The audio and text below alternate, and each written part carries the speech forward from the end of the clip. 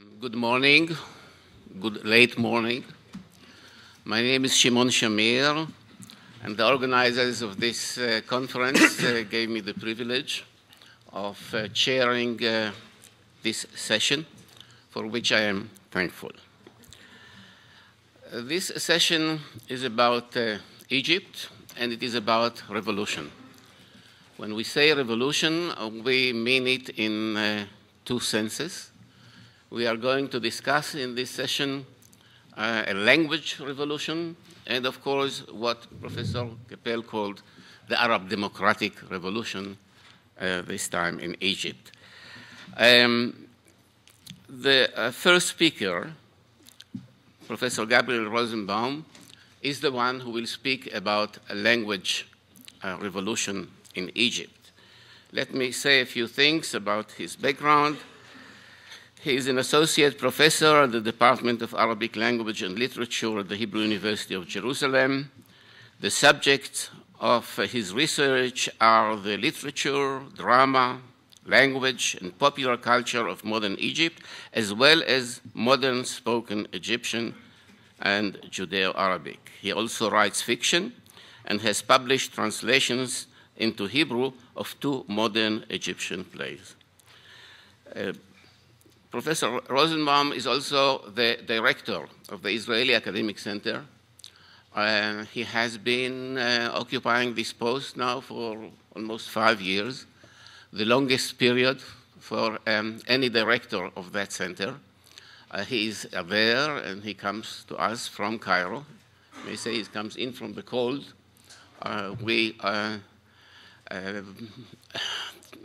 watched his situation during the riots in Egypt with some concern, but as it turns out, the center has returned to normality, and Gabi is there holding his post. Let me say a few words about the Israeli Academic Center for those of you who haven't heard about it, and there are many such people, unfortunately.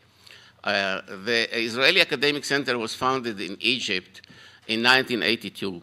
As the withdrawal from Sinai was completed.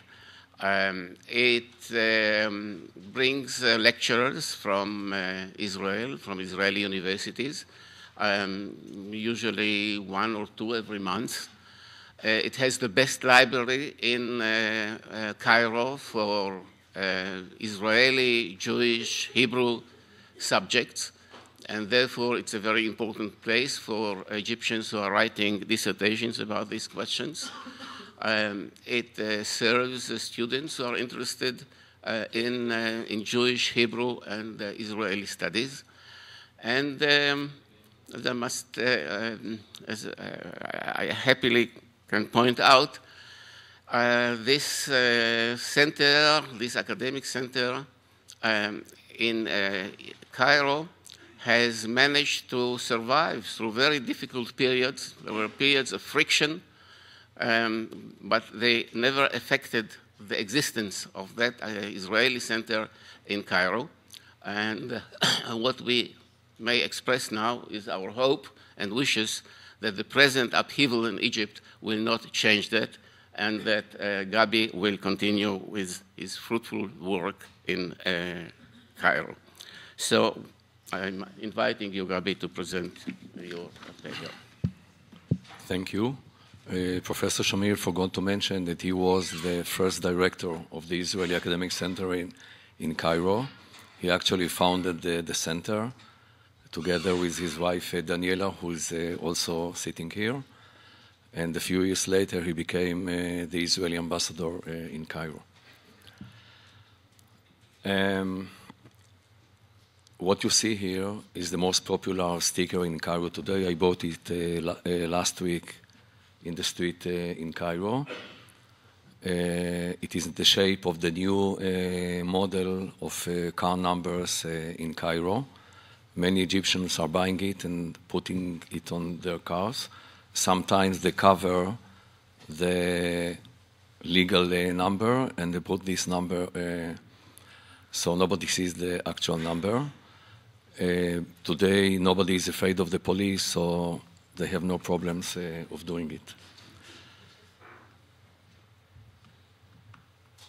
The title of my presentation here, I gave it 3 months ago without any connection to the revolution in Egypt, the political one, because the linguistic revolution started already much before the political one. But before I go into my subject, I still want to dedicate 1.5 or 2 minutes to what happened now in Cairo. Last week in Cairo, I met one of my good friends in Cairo, Dr. Esmat Hassan, a scientist, an artist. She's a biologist. She's painting, she's writing fiction and poetry. And during the first day of the revolution, she painted a few things that, like she says, came from her heart. She gave me her permission to show you the pictures here, and I'm going to do that. The titles are her titles. I also put a few words from her words about the pictures. The dates which you see on the picture are fixed in the camera, but they were painted during the last week of January. Actually, they summarize the feelings of many Egyptians. That's the first one. She calls it anger. The second one is terror, reflecting the feelings of many Egyptians because of what happened since Saturday, and after that, when many thugs were walking in the street, shooting fire, breaking into homes. She gave me long explanation about the pictures, but I cannot repeat them now. And that's the last one, Scream of Freedom. And as she says, but really I'm not sure when and how. And many Egyptians, more or less, are saying the same things. Now let's go to 1942. In that year, a young Egyptian finished writing a novel. He took it to the censor office in order to get his approval. After some time, he came back to the office, and the censor threw the novel and told him, "We cannot publish your novel. It is written in Amiya, in colloquial Egyptian Arabic. Go back home, rewrite it in Fusha, in standard Arabic, then we shall consider publishing it." We shall leave the frustrated Egyptian in the office of the censor, and we shall come back to him a little bit later. Sorry. A very short background. Egyptian society, like all Arab-speaking societies, exists in a state of diglossia, living with 2 languages, standard Arabic Fusha and colloquial Amiya. Fusha is more or less the same everywhere. Amiya is different according to region, not only country, but regions inside one country. So there is more or less one Fusha and many different Amiyas. Traditionally, it was allowed to write literature only in Fusha. It was actually forbidden to write anything in the colloquial. Anything that was written in the colloquial was not considered a worthwhile text, was not considered literature, was considered garbage. And that was the attitude of Arab culture to colloquial Arabic for 1400 years.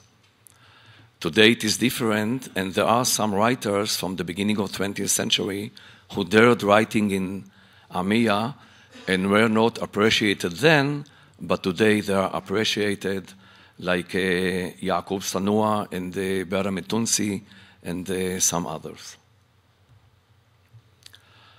What is happening now in Egypt, and what I am saying happens only in Egypt. It doesn't happen in any other place in the Arab-speaking world. There is some beginning of writing colloquial in Morocco, but they are still far behind Egypt. So despite the opposition, the use of colloquial Arabic in Egypt, it started already in the end of the 19th century, continued in the beginning of the 20th, when it was not appreciated, non-canonical, continued in the mid-20th century, and gained more and more momentum. It happened because of the influence of trends of realism in Western literature, the flourishing of Egyptian theater, and the attitude of many Egyptians who say we do not care about our heritage, we have an Egyptian heritage, and we are more Egyptians than Arabs, and I hear it all the time, again and again. At first, Egyptians started writing colloquial in dialogue, and that was more or less accepted because even supporters of Fusha, Standard Arabic, said it is quite reasonable to let people speak in their own language. But the great change in Egypt, and so far it's only in Egypt, is writing narration in literature in the colloquial. That means writing complete novels from the beginning to the end in the colloquial, or mixing colloquial with standard Arabic, but not according to the traditional separation of narration in Fusha and dialogue in Amiya, but they may put Fusha, standard Arabic, in the dialogue, colloquial in the narration, they write the narration in mixed language of both Fusha and Amiya, and that makes it very difficult for non-Egyptian to read contemporary Egyptian literature. Egyptian literature is written in Arab letters, but they should be regarded, they should not be regarded as the same signs of Fusha. It's like English and French, they are using the same signs, but you read them in a different way. That's the situation in colloquial Arabic, in spite of what some scholars said, that colloquial Arabic has no script, so it is impossible to write literature in colloquial Arabic. Reality shows the opposite. There is now Wikipedia in colloquial Egyptian Arabic. There is Wikipedia in many languages. There is Wikipedia in Standard Arabic, and there is a separate one in Egyptian Arabic. And I want to show the definitions of Arabic and Egyptian Arabic in that encyclopedia, Wikipedia, which is very famous today. When talking about Egypt and the language of Egypt, the encyclopedia says, اللغة الرسمية في مصر هي العربي، إنما ما فيش حد في مصر بيتكلمها في حياته اليومية. Although the official language in Egypt is Arabic, nobody in Egypt speaks it in his daily life. And when talking about Masri, Egyptian Arabic, they say Masri is the language that Egyptians speak in Egypt. Now it is also the language that many of them write. Some main characteristics of the current written colloquial Egyptian Arabic. It is a unique case in the Arabic-speaking world. It is already a written language in use in all genres, literary and semi-literary, fiction and non-fiction. It is already the main language of drama, widely used in prose, dialogues and narration, and in poetry. There is an enormous quantity of text written in Arabic. I will show you some examples. And there is a revolution in the literary system in Egypt. Literature written in the colloquial today enjoys high status, a lot of prestige. And a small note, colloquial Egyptian Arabic is the Arabic dialect best understood by non-Egyptian speakers of Arabic. And that helps some Egyptian writers. They say, in any case, everybody understands Egyptian Arabic, so I don't care, I will write in Egyptian Arabic. Iraqis and Jordanians and Syrians and others will understand me. So as I said, Egyptian Arabic is now in the movement from the margins to the center of the Egyptian literary system. Now let's go back to 1942. We left somebody at the censor office. He never rewrote it in Fosha. The writer was Louis Awad, who later on became a very famous Egyptian scholar, critic, and writer. The book was published in 1965 as it was written many years ago. That year, 1965, was significant as it witnessed the publication of 3 novels written entirely in colloquial Egyptian Arabic from the beginning to the end. Same year. That book of Louis Awad, Muzakarat Taleb Issa, Memoirs of a Student with Scholarship Abroad, Rihla fi Nil, Journey on the Nile, and Kantara la di Kafara, Kantara the Infidel. Now, if you wake me in the middle of the night, I will tell you without any problem all of the books, names of the books and writers which were written in colloquial Egyptian Arabic from 1965 to 1993 without any problem. Because from 65 to 93, nothing was written and published in Egyptian Arabic, only these 2.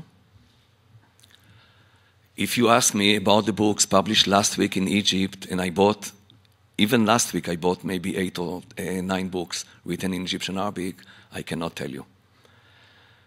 1993, 1994 was a turning point in that case, because 2 books written entirely in Egyptian Arabic were published this time by 2 prominent writers. Ahmad Fuad Nigm, a very famous and popular Egyptian poet, wrote his memoirs Al-Fagumi in 2 volumes in 1993.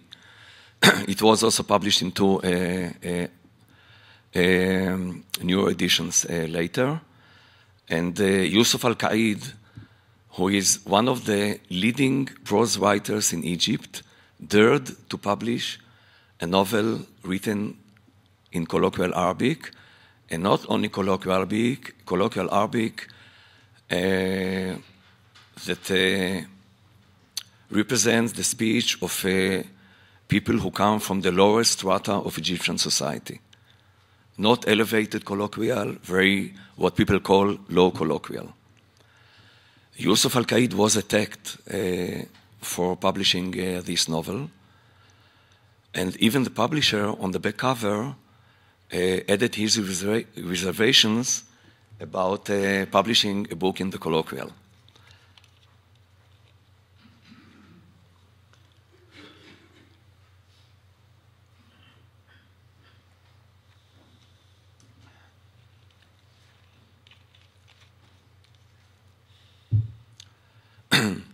But that was the last criticism of a book published in colloquial Arabic. These 2 opened the gate, and after 94, a book, one and after another, started being published in Egypt. In the beginning, in a slow pace, then faster, and more and more and more and more. Some poetical justice was done to Louis Awad books because it was republished again in 2 different editions by 2 leading mainstream publishers in Egypt. In 1991, Al-Hayy al-Masriya al-Amal al-Kitab, a government publishing house, Egyptian book organization, and in 2001, Dar al-Hilal, the book that was rejected by the censor in 1942. After 1994, people started writing books, and yesterday I took some books out of my private library at home, put them on the sofa, and took 2 pictures for you. These are some of the books which were published between 1994 and 2007. They are written either entirely in colloquial Egyptian Arabic or in a mixed language. This is also on my sofa in the living room, so I put it like this. And I just took books from the shelves and put them down because the amount of books, all of these books, nearly half of them are written entirely in Egyptian Arabic, the other half in a mixed language, but not in the division narration Fusha, dialogue Amiya, because there are other books like that. They are mixed all over. And there is no criticism, no opposition, no attack on these books. When there is an opposition or an attack, it comes for people who are no longer a leading figure in Egyptian culture like before. Usually it is in the form of a letter to the editor sent by a school teacher in the Delta, an accountant in the office in one of the districts of Cairo, etc. And they complain, oy vey, they are destroying our language, they are destroying our heritage, what happened to the Arabic language, what shall we do? But I call it a rearguard battle because it's not a real battle and therefore is not effective.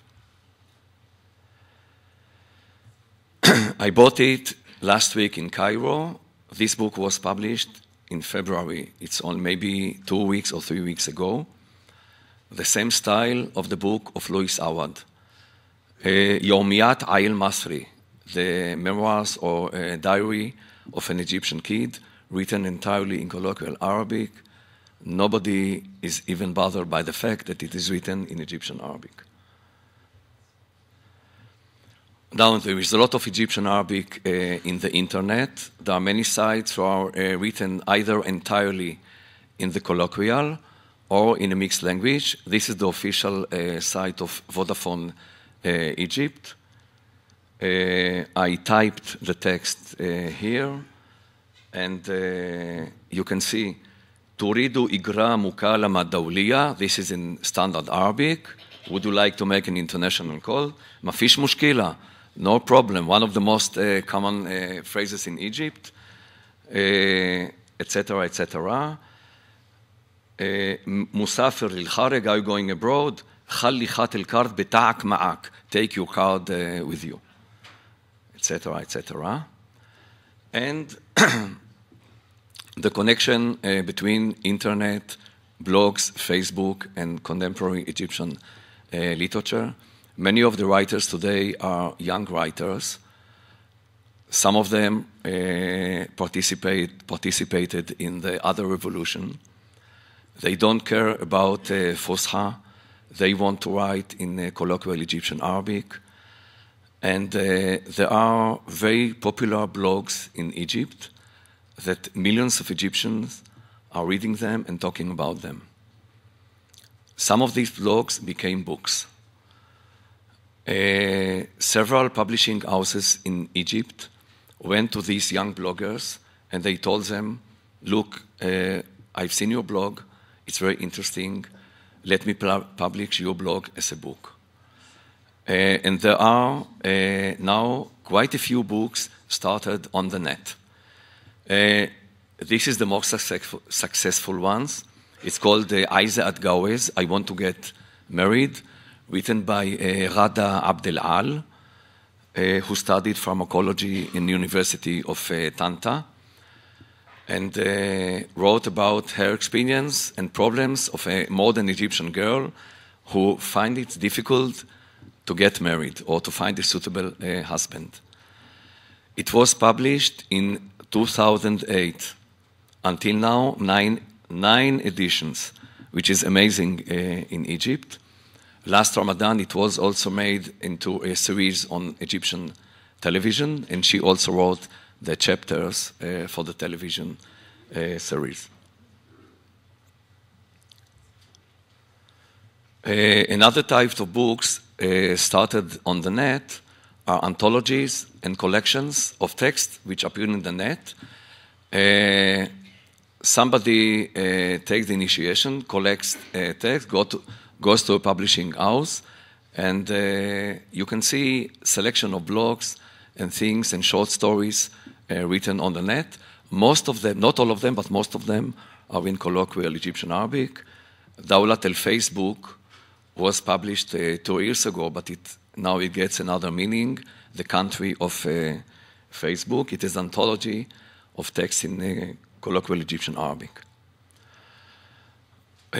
Many texts appear also in scholarly works, like this one on the left is a book about popular recipes, and people are telling how do you make something to overcome a headache or things like that. And then all of the descriptions, like something like 90 pages, are in colloquial Egyptian Arabic. The book on the right, written by sociologists, they interviewed poor women from the lowest strata of society, women who are beaten by the husbands and have many problems, and they are talking in the book in their own language. And there are quite a few books like that. Colloquial Egyptian Arabic has also penetrated into the newspapers. I have a collection of thousands of examples which I collected from Egyptian newspapers, government and opposition newspapers. I cannot show you the examples now. There are also some magazines which use a lot of colloquial, and these two are quite new. This one is Ehna, and this one is Kelmetna. They are monthlies, and they are written almost entirely, like 97-98% in colloquial Egyptian Arabic. The target audience are the young generation, those who have computers, those who write blogs, those who go to Midan Tahrir. If you don't have time to read and you walk or drive in the streets in Cairo, you are surrounded by colloquial Egyptian Arabic all over, because more than 50% of the billboards on the street are written now in colloquial Egyptian Arabic, and you can practice Egyptian Arabic while driving your car or walking the street, looking, and sometimes you have tiny stories, like here, شيرين اشترت دواء على قدها وجابت كتاب لها ولابنها احسبها صح تعيشها صح. This is done by the government, encouraging Egyptians to save, not to spend money. Shirin, she bought a medicine according to her abilities, and so she could save money and buy books for her and her son. Calculate it right, live right.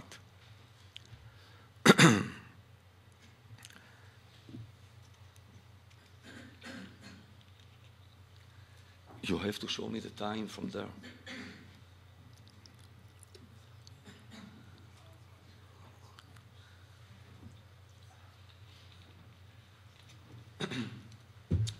Okay, just in brief, prose writers are now using two new styles. One I called Foshamia, which is an alternating style. When you write a sentence in Fosha, a sentence in Amia, or 2 words in Fosha, 2 words in Amia, and sometimes you get parallelisms. You are saying the same idea or the same thing, once in Fosha, one is Amia. And the other style is changing the literary point of view by using Amia in the free indirect style. This is also a translation problem, because I've seen some translations of Egyptian literature, and translators just don't know how to get along with such a text.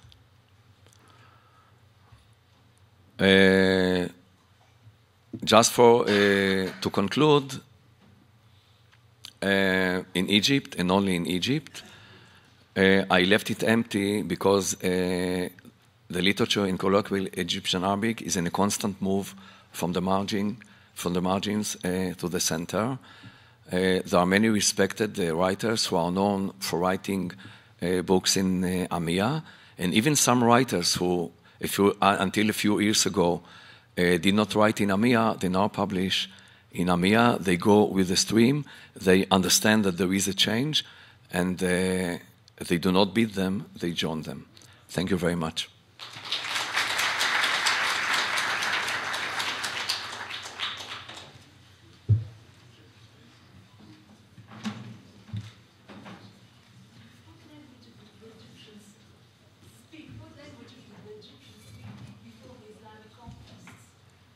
Before the Islamic continent, they spoke a kind of a Coptic language, which was based on the Pharaonic with many changes and modifications.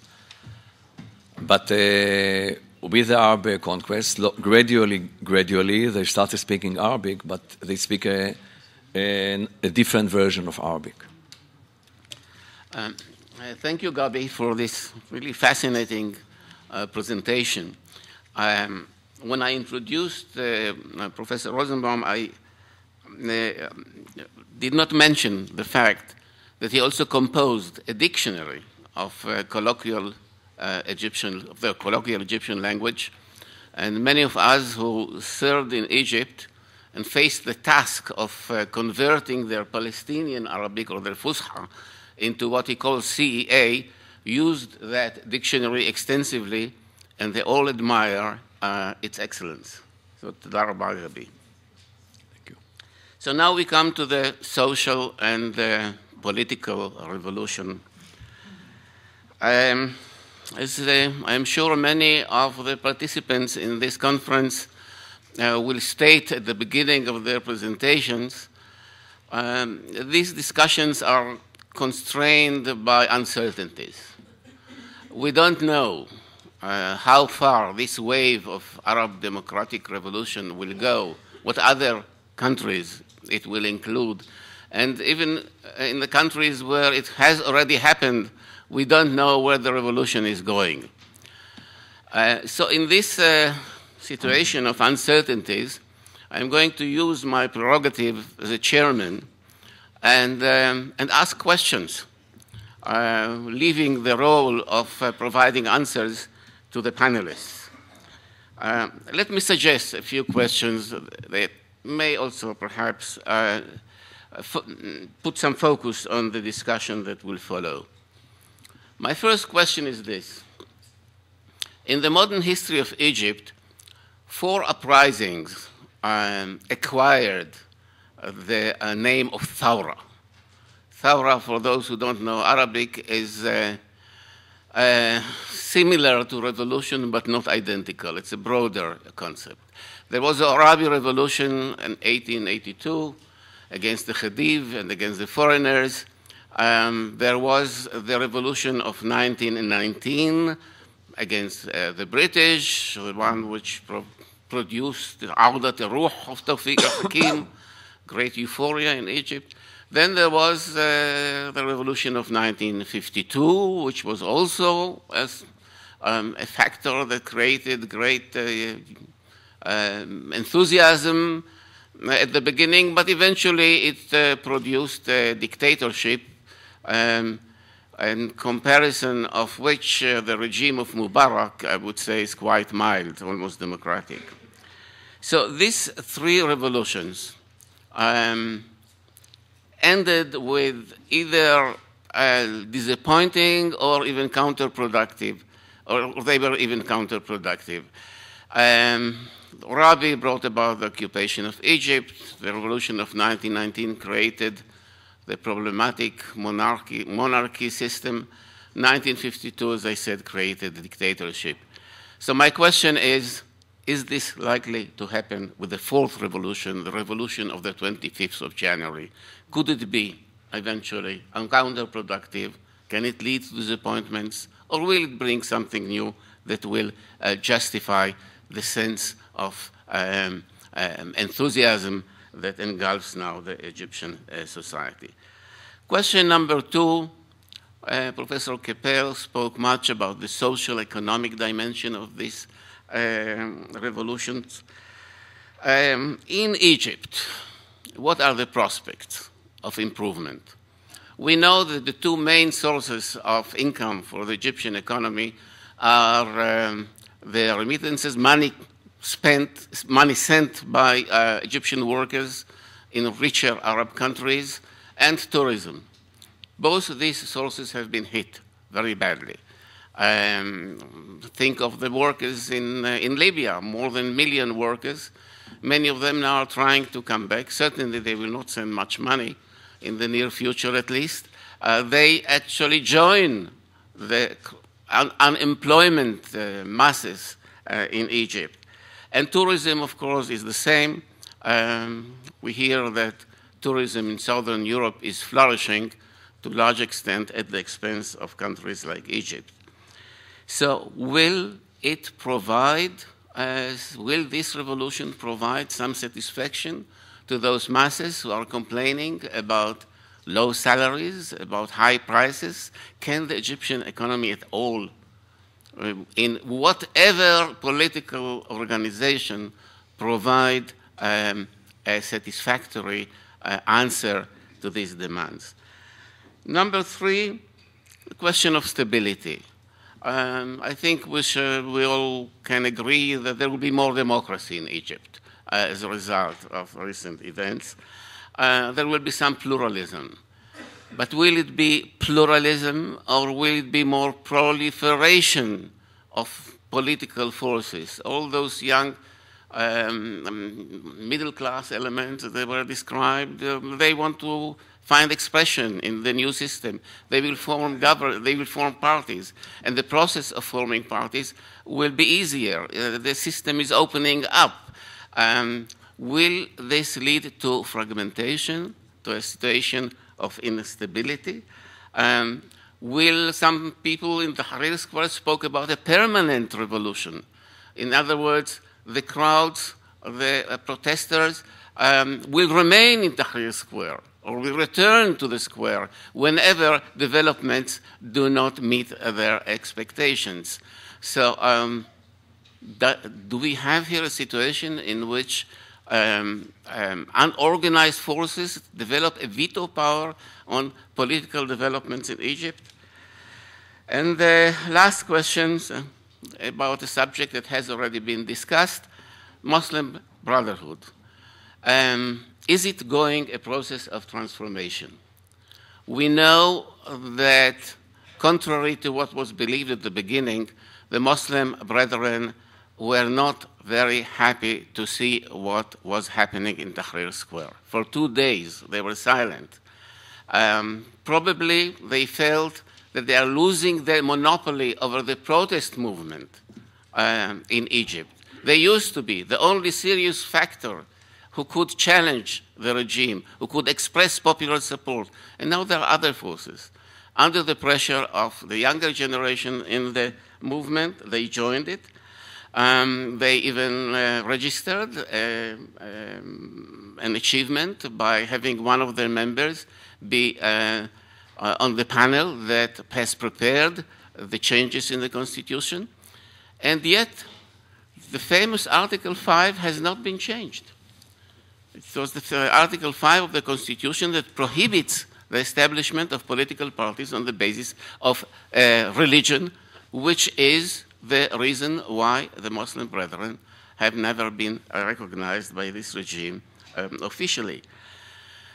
They are not going to present a candidate for presidency, and they are talking now about establishing a new party, a party of freedom and justice, and try to convert themselves into a political, civil organization that will participate in the political game. Is this true change? Is it Taqiyya? Is the Muslim Brethren essentially the same movement that we have known, a movement of Sharia and Jihad? An open question. So these are a few questions that I suggest for our panelists. I hope that they will also serve as an introduction to their presentations. The first speaker will be Dr. Bosmat Yefet Avshalom.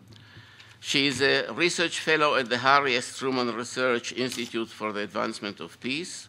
Her research deals with the discourse of human rights in Egypt and Jordan, and she is currently engaged in research on the perceptions of rights and justice as reflected in the wave of worker strikes in Egypt since the year 2004.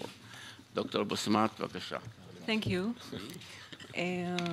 When I was invited to participate in this panel, it was before the revolution or uprising.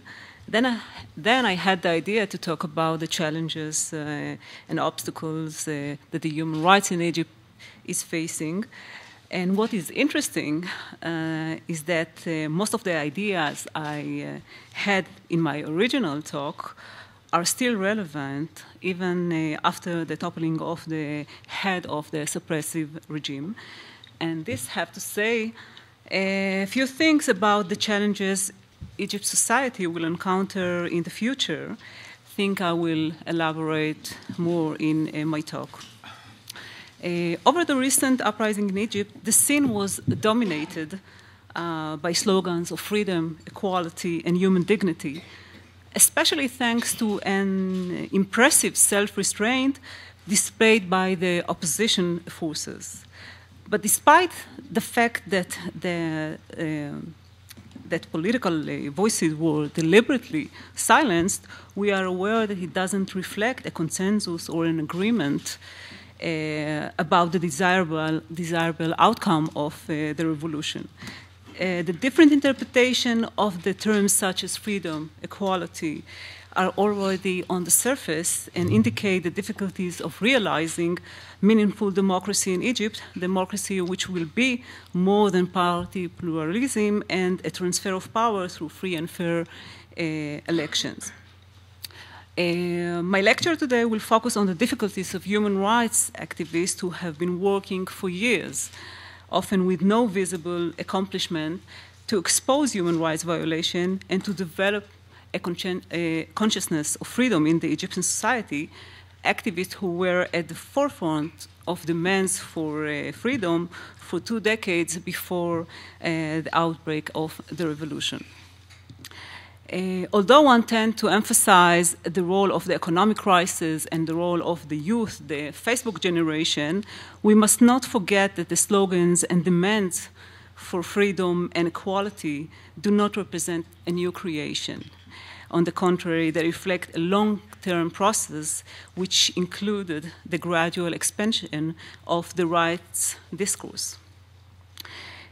Although I'm aware of the important contribution of the Egyptian human rights activists to this gradual process, today I might do them injustice because I will put more emphasis on the difficulties and limitations of their activities rather than their significant contribution, mainly because I think that these limitations are still relevant, even after the head of the oppressed system was removed.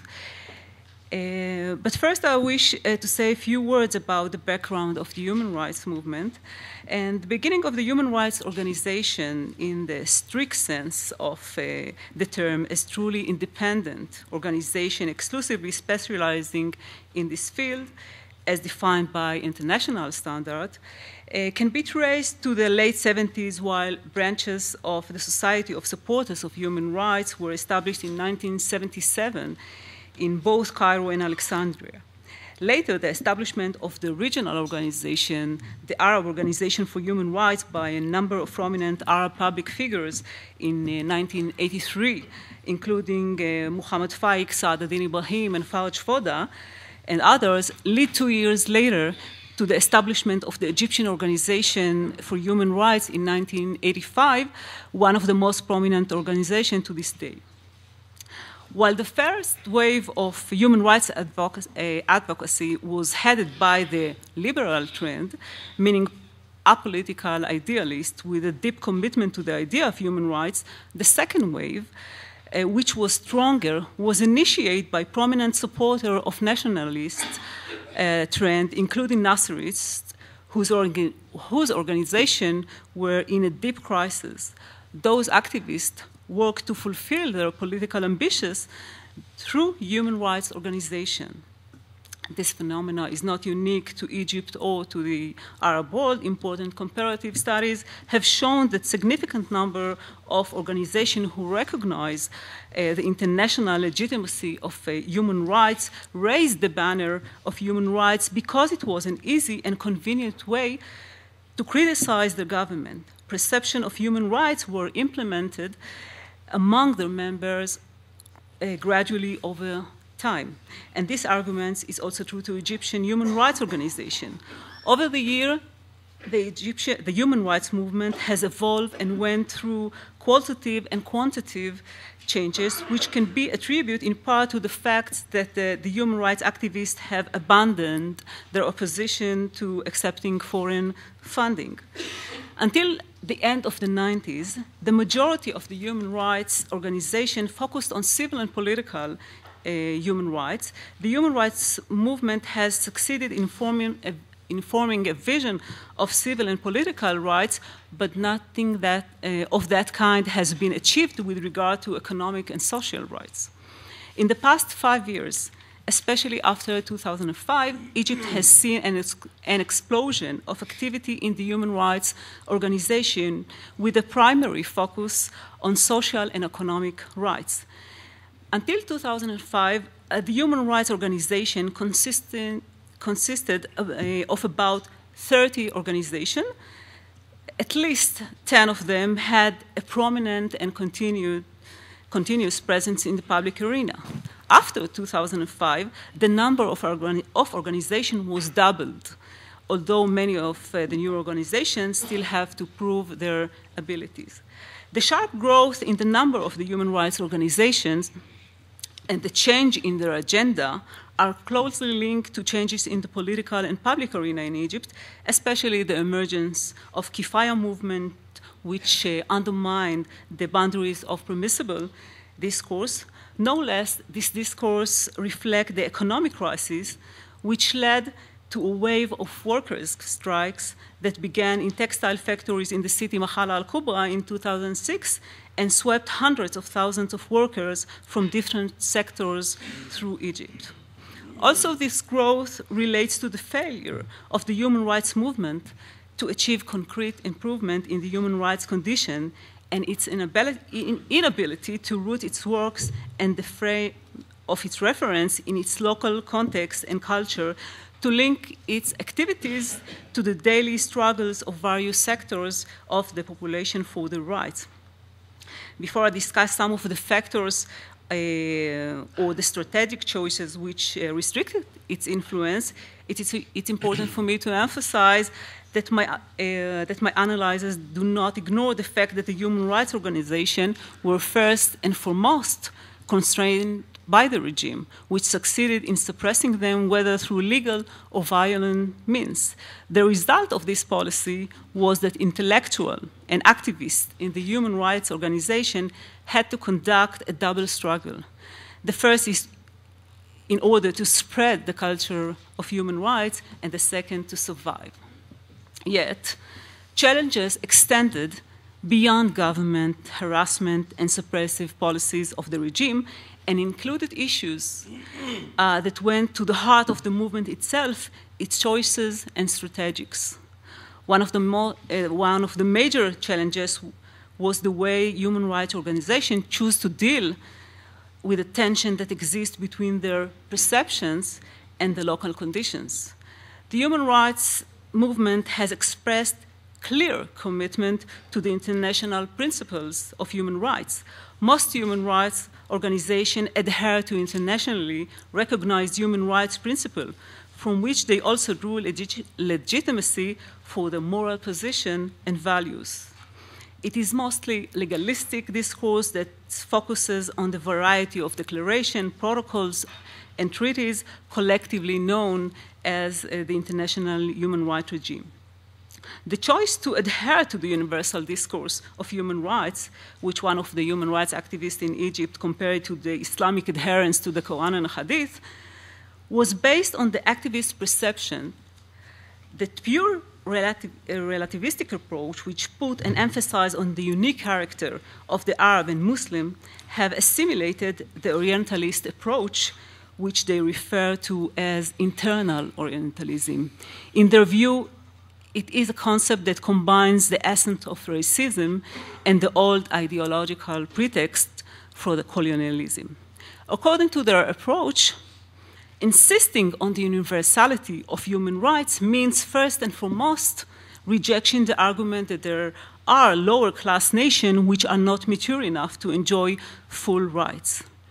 As far as they are concerned, the universal authority of human rights does not conflict with their Arab Islamic culture.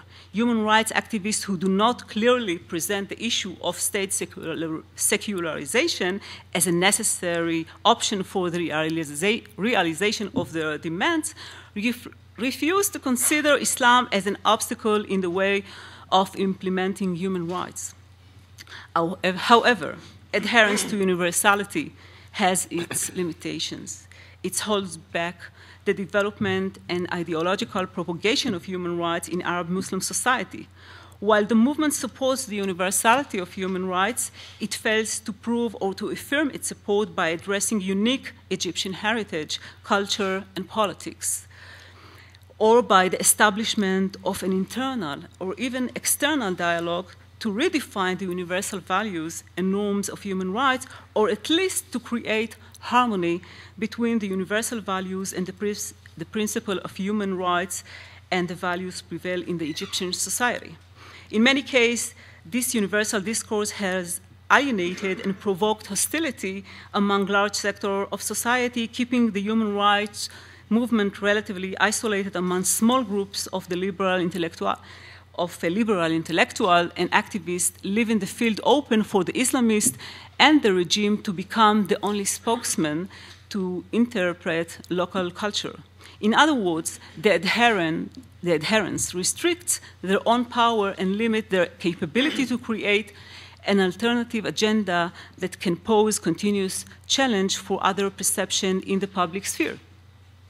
The explanation for these strategic choices of the human rights movement is complex. Partly, it stems from the moral and financial relations which were established between the human rights organizations and the West.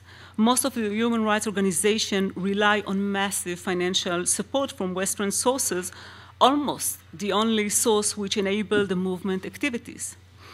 This reliance has exposed the human rights organization to accusations that they were promoting foreign agendas and paving the way for foreign involvement in Egypt's internal affairs, and that they are spreading values which extremely contradict Islamic and Arab values.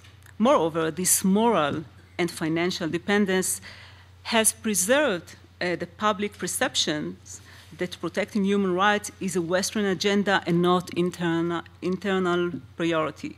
Those attitudes within Egyptian society led human rights organizations to impose self-limitations upon their activities and discourse. Although the human rights organization expressed their full commitment to the universal human rights and opposed relativist approaches, their actual choices and behavior reflect moderate relativist stance. This can be seen in the selective manner in which issues were brought on the public and the political agenda. The human rights activists were mostly concerned with violation of human rights, which were a product of the practices employed by the oppressive regime. For years, much of their legitimacy was based on activities against the torture, struggle for the rights of prisoners, the right for fair trial, and so on and so forth, while ignoring social rights that touch upon cultural aspects and require an in-depth look and discussion of the cultural framework that influences dominant segment in society. One of the most significant issues facing the human rights movement is the implementation of Sharia.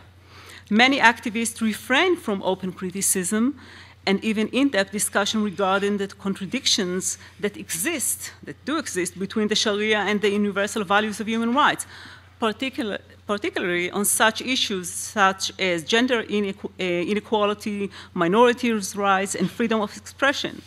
In many cases, the human rights organizations have taken a neutral stance on controversial issues.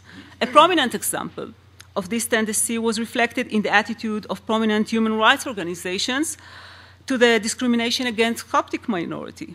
They refrained from defining the Copts as a religious minority or defining the problem of the Copts as a problem of discrimination against religious minority. When they address the difficulties faced by the Coptic population, they choose to do so within the wider context of the crisis afflicting Egyptian society, namely issues such as the economic crisis, the absence of democracy, and the spread and the penetration of religious into politics. In this case, they have failed to provide a vision that could serve as an alternative to the hegemonic approach espoused either by the regime, who prefer to stress the national unity, or other elements in the public sphere, especially by Islamist forces and their worldview that is firmly entrenched in the Ahl al-Dhimma concept, according to which Copts are second-class citizens. Members in the human rights movement were aware of this problem and understood that there is an urgent need to find ways to establish harmony between the values and the principle of human rights on the one hand and social and religious value on the other. For this reason, some of the human rights organizations began to present the renewal of the religious discourse as an urgent necessity that will expose the contribution of Islamic civilization to the establishment of human rights values and will eliminate the artificial contradiction. This initiative reflects the understanding that Islam is too crucial to be left in the hands of clerics or the government, and that this is a mission also for intellectuals and activists in human rights organizations who see the human being as the supreme value and who see the importance of implementing rational principle in this discourse. Unfortunately, the calls for the renewal of religious discourse have not progressed beyond the stage of raising thoughts, failing to come together into organized force that would incorporate theoretical ideas into practical applications. No transition has been made from declaration to a concrete plan to address those problems that touch upon such issues as freedom of expression and minorities' rights.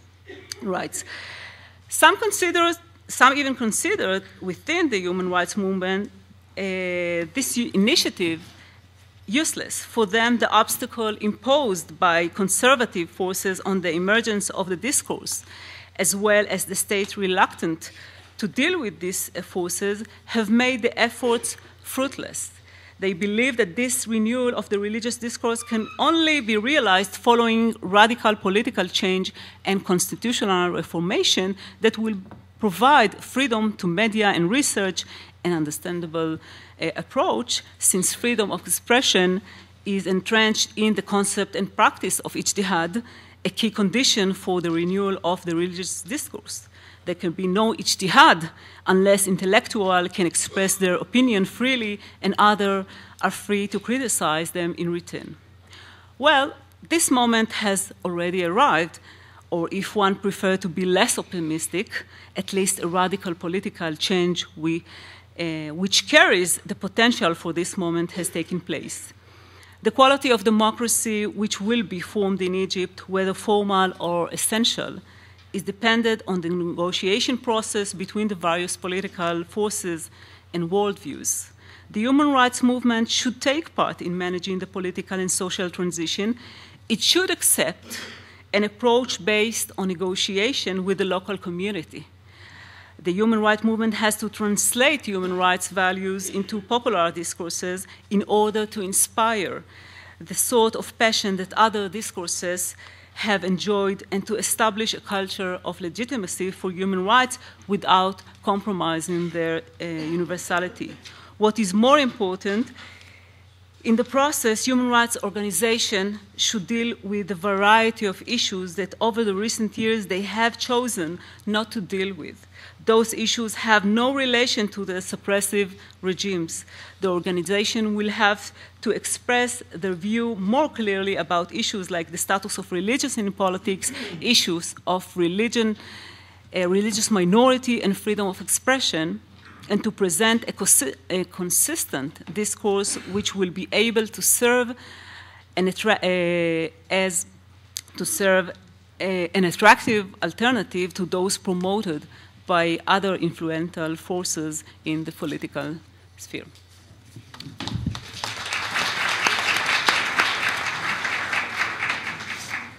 Thank you, Dr. Basmat.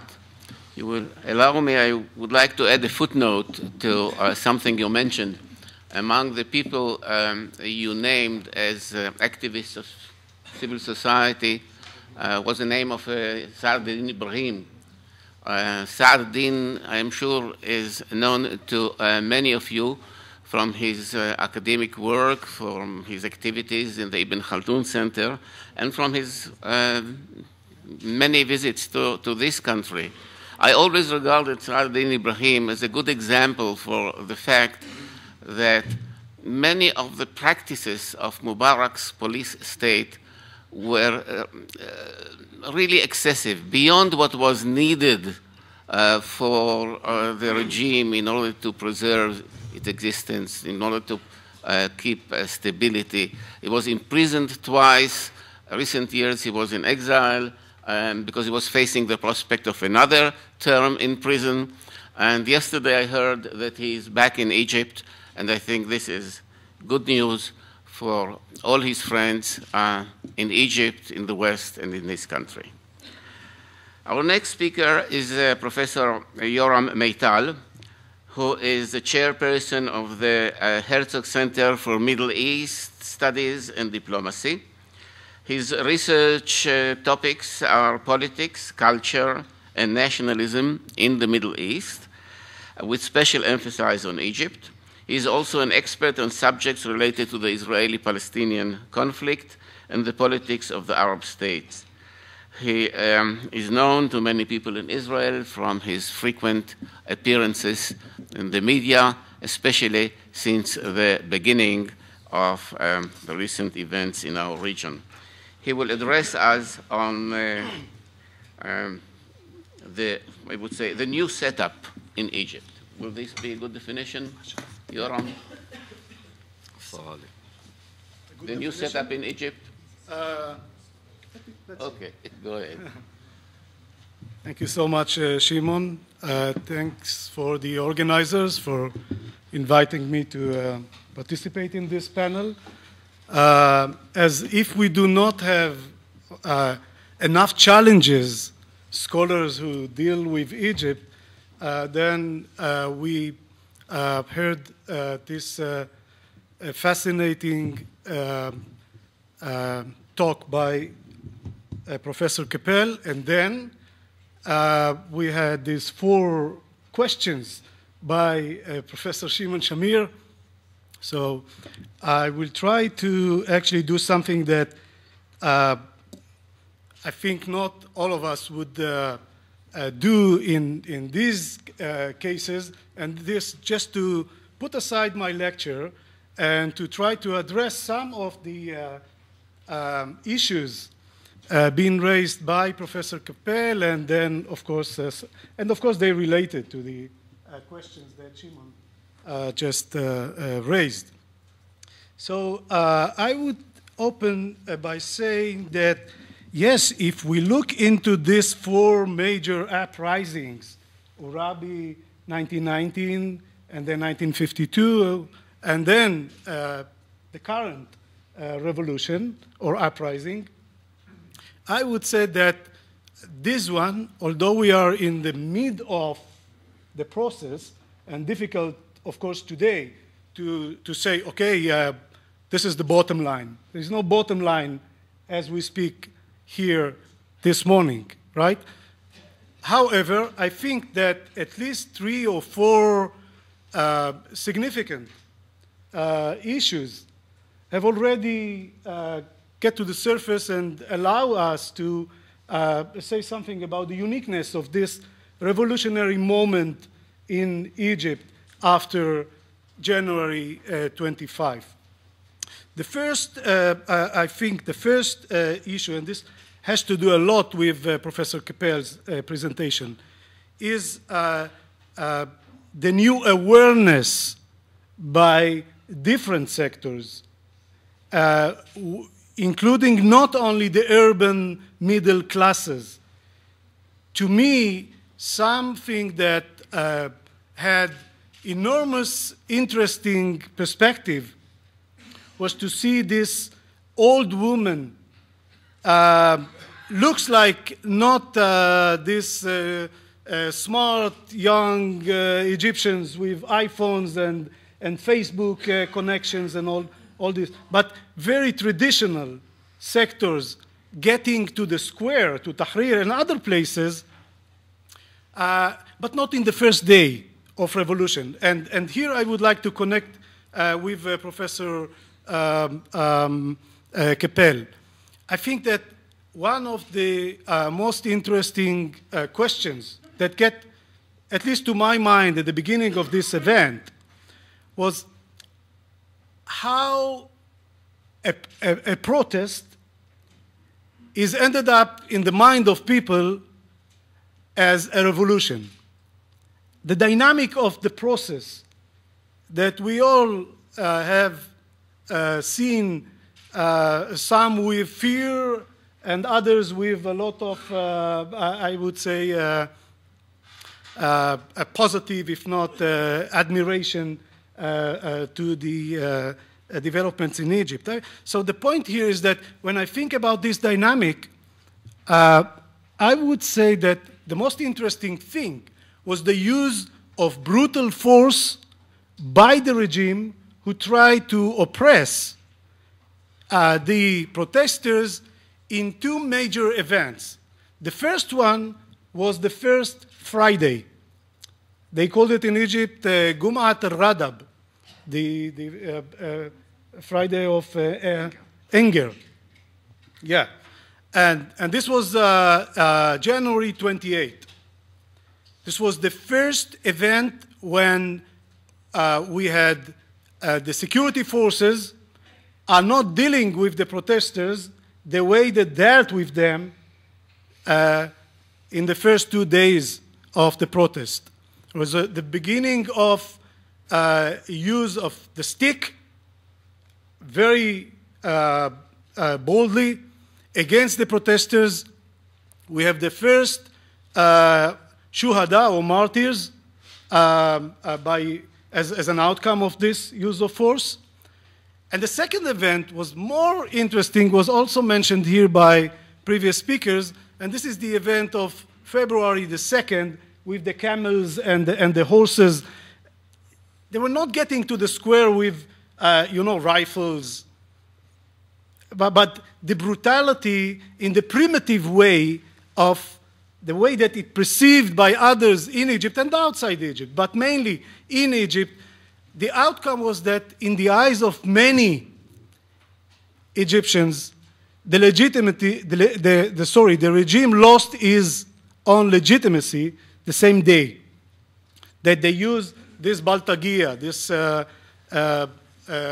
tax against the protesters. The day after,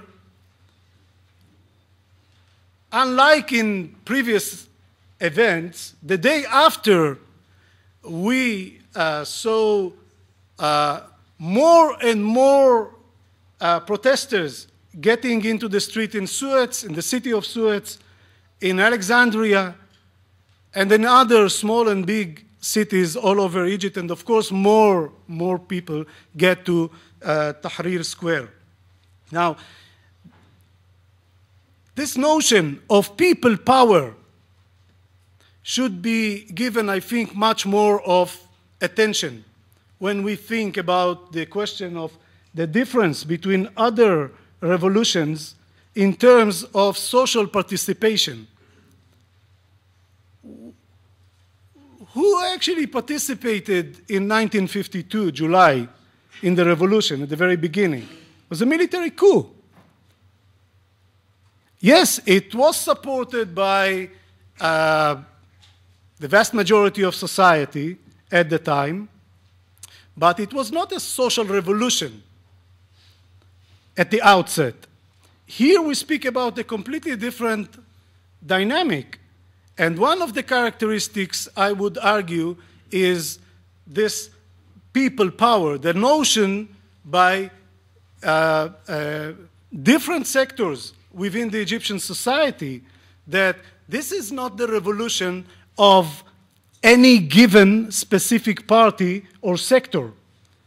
Let's take the Muslim Brotherhood, already mentioned here by others.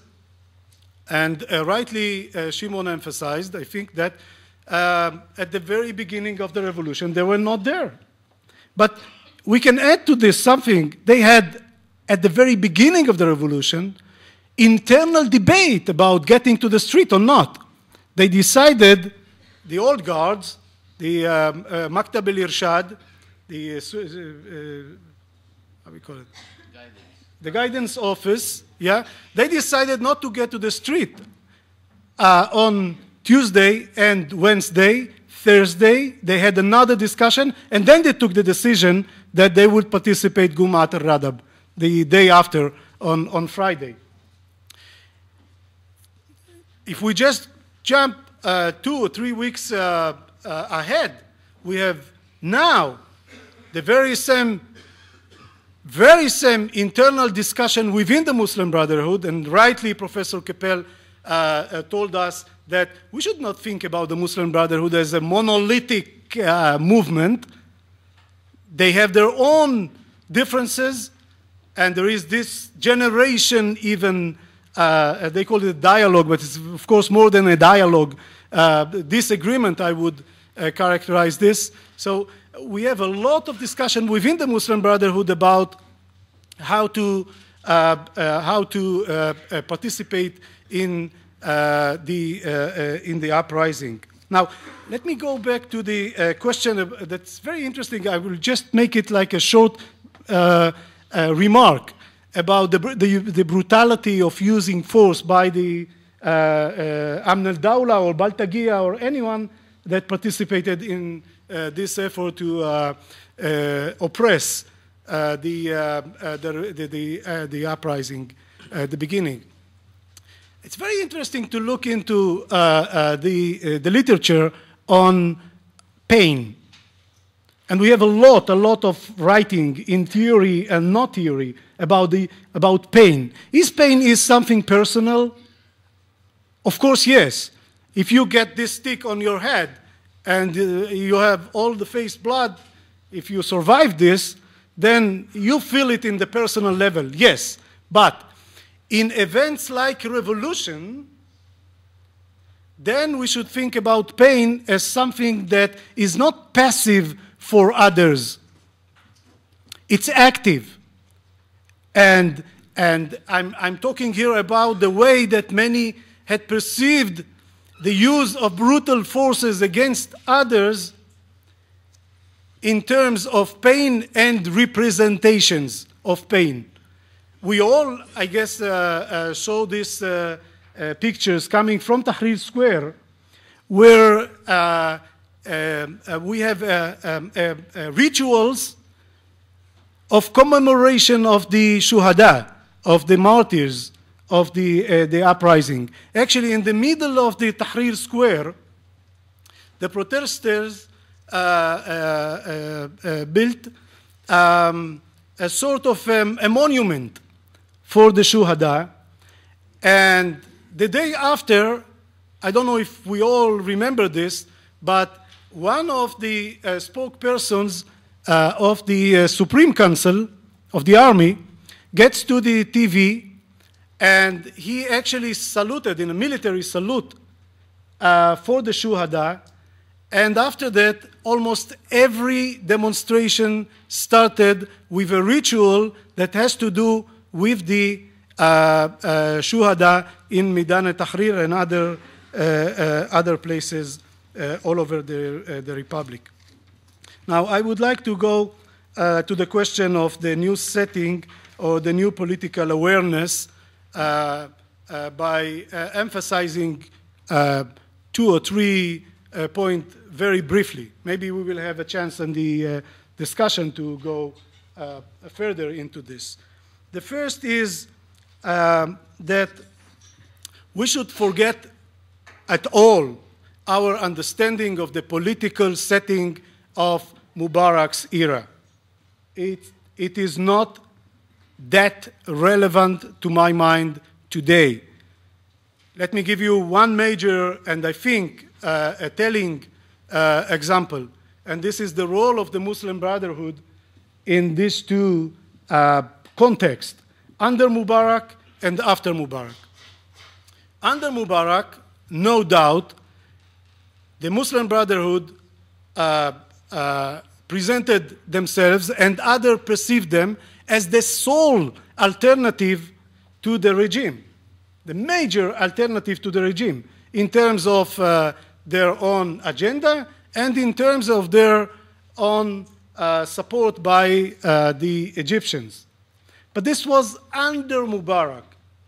The argument, and I think that I'm sharing the reading of Professor Capel in this regard, the political situation have turned completely during the events after the January 25. To think about the Muslim Brotherhood and the political setting in Egypt in the same terminology and the same context as it used to be under Mubarak, to my mind, is difficult. I would say that we should think in a completely different terms. Muslim Brotherhood are not the only alternative to the regime. One. Two, they have others, of course, other parties who are not only coming with a fresh idea about politics and about the objectives of their struggle, but to my mind, they're coming with the momentum. The momentum, as I see it or feel it today, is not with the Muslim Brotherhood in Egypt. Third, and I think it's very interesting to see that there is this ongoing discussion now in Egypt between the young generation in general, we call them the youngest, and the Muslim Brotherhood and the Supreme Council. And it's about two very delicate issues in terms of the local politics. It's about the constitution and it's about elections for both presidency and the parliament. Now, we all know that the Supreme Council nominated this committee by Tariq al-Bishri to rephrase or to put amendments to the Constitution. We all know, in addition, that next Saturday, this is going to be under referendum to the Egyptian people to vote, I guess in positive, vast majority, on these amendments of the Constitution. But knowing all this, I think we should add that there is this very interesting discussion between the new political forces and the Muslim Brotherhood. And the discussion is about the Constitution, as I said, and the elections. Now, the Muslim Brotherhood saying, let's go elections. Within 4 or 5 months, we will have elections to the parliament, and we all compete. They already decide to run for these elections, although, yes, as Shimon mentioned, Article 5 in the Constitution is still there. But we know that until elections, we will have new new law concerning political parties, new political parties law. Muslim Brotherhood decided to run to the elections in parliament. They even declared yesterday something very interesting, that they will put candidates in 30 to 35% of the voting area. That means they are not going, as they used to do, they are not going to nominate candidates in the whole of this voting area, but they decided from their own reading to compete on 30-35%. This is by far less than what they had in 2005 in free elections, at least in the two first circles of elections. Second, they decided not to compete and not to put a candidate for the elections of presidency in Egypt. This is very interesting. And they came out about this publicly, actually, from the very beginning of this uprising. Now, very interesting to look, I think, into the uprising itself, again, in comparison to other uprisings in Egypt, and in taking into account fears about Islamists going to hijack the revolution and take the ballot, or turning Egypt into an Islamic regime. Very, I think, interesting to see that the language of the revolution, and we talked here about the language, we heard from Gabi about the language, but the question of this vocabulary of the revolution is, I think, very interesting. And I would like to add to this that almost the whole of the banners and the terms, the language that been used since January 25 were all colored in national terminology. It was very Egyptianist event. It was not something even about pan-Arabism. It was not about Islamism. These are all part of this political discourse, of course, and the Muslim Brotherhood are not going any other place. They will continue to be very instrumental and central in the polity in Egypt. However, all of this event have created a new atmosphere. In this new atmosphere, the language of the revolution, I think it's very interesting. And here maybe we should put something like, in addition to what Gabi had mentioned, let's just try to remember what were the slogans of the protesters themselves. So the beginning was Hurriya, Taryir, Adala Ijtimaiya. It started with this. And then freedom, change, and social justice. Yeah. And then they got to two other major and very influential, instrumental banners or slogans. The first one was Ashab Yurid Iskat al-Nizam. The people want the toppling the regime. And then Ashab Yurid Iskat al-Rais. This was the second one at the beginning. The people want the downfall of the president or Rais, the head of the state.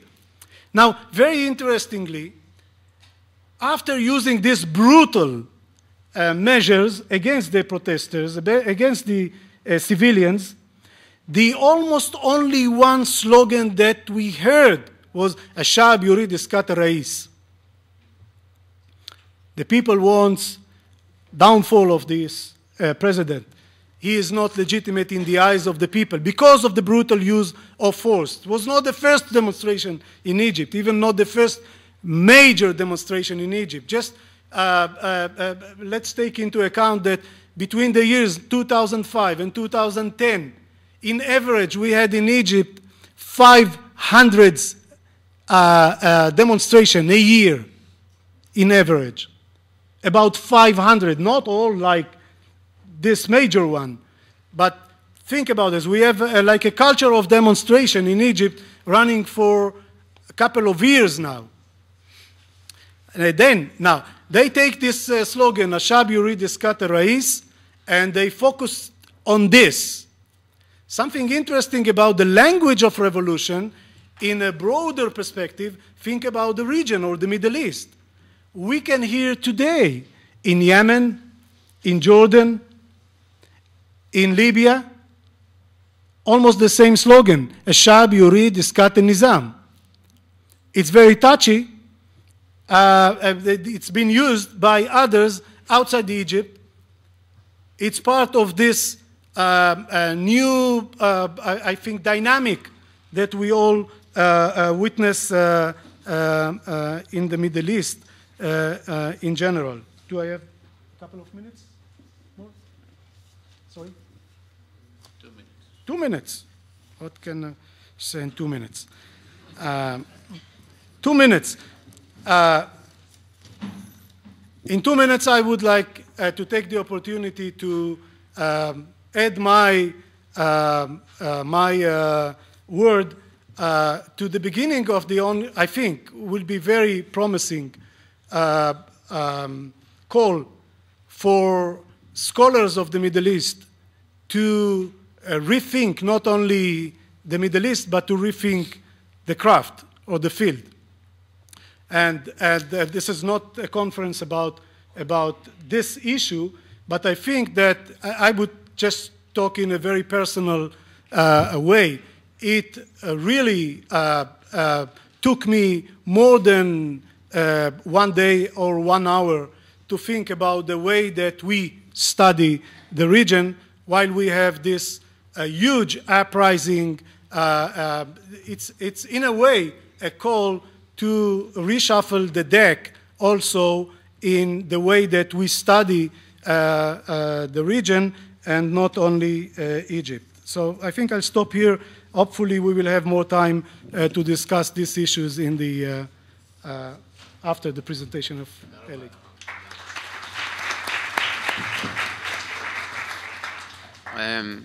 Two comments to you, Yoram. You mentioned the belief of the Muslim Brethren that they were the only alternative. It reminded me of Charles Issawi, who wrote in the 1950s correctly that the old monarchy and Waqf system is integrating, and then he said the only alternative to that system is the Muslim Brethren. And this was, as far as I remember, a consensus among all observers. And then it turned out that it is not the Muslim Brethren, but it is the army, the military officers. Possibly we are in a similar situation now. They are competitors. We have now a situation of 4 factors struggling to have a place for themselves in the new system. There is a military. There are the old political parties, some of which have been empowered. There are the forces of the Tahrir Square, and there is the movement of the Muslim Brotherhood. Somehow the future of Egypt will be molded by a number of possible constellations and combinations of these forces. I would like also to add about a comment on your quotation of Muslim Brethren slogan, Isqat al-Nidam. I'm often asked to compare the situation in Egypt to the situation in Jordan. There is a movement of Muslim Brotherhood here and the Muslim Brotherhood there. One way to show the difference is to quote the Muslim Brotherhood, or as they are called, the Islamic Action Front in Jordan. Their slogan is, we don't want Isqat al-Nidam, we want Islah al-Nidam. This is really a very big difference. We don't want to topple the regime, we want to reform the regime. They accept the monarchy and so on. Okay, we are moving now to the last presentation by Professor Eli Podeh. Professor Podeh is Associate Professor at the Department for Islamic and Middle Eastern Studies at the Hebrew University. His research and teaching subjects are the modern history of the Arab Middle East, and more especially inter-Arab relations, Arab-Israeli relations, Egypt, culture and education in the Arab world. He is currently working on missed opportunities in the Arab-Israeli conflict, and I had the pleasure of listening to some of his findings in a conference in Antalya, so I am looking forward to your presentation today.